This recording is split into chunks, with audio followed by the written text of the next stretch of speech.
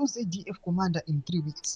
Azvipere mushe pari mashoko ari kuda panguva ino achinyorwa muDhimira Masvingo vachiti akuti kumafindings aiwa nezvavawana zviratidza kuti kuchange kuna New ZDF Commander achapindira in 3 weeks. Panguva ino pari kuonekwa kunzi pane mapower plays ari kuita the ruling party and the military is at the central point nezve zviri kuitika. Pamwe chiri mapower transition anoitika munyika. Ndori kusubscribe like watombe bell icon.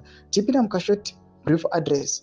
Panapa the Mirror anodanyira achiti Zimbabwe Defense Forces ZDF could be having a new commander within the next 3 weeks, days before the expiry of General Philip Valerius Vanda's term, which ends on November 23, 2025.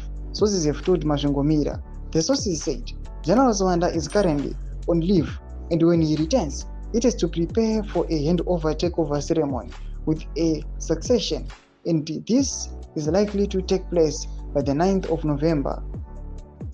Ndo mashoko aripo panguva ino arikuge achipublishwa achitaurwa muDhimira Masvingo. Panguva ino pari kuonekwa kuti pane mapower plays and these army commanders vanozikanwa kunzi ndo vanenge vari critical issues to do with the successions nezvimwe zvakadaro. Takazviona kubva kudhara. Pindai mucomment section medu mudza mafungiro enyu moti kudi pamusoro pechitiko ichi. Subscribe or like chatombe bell icon.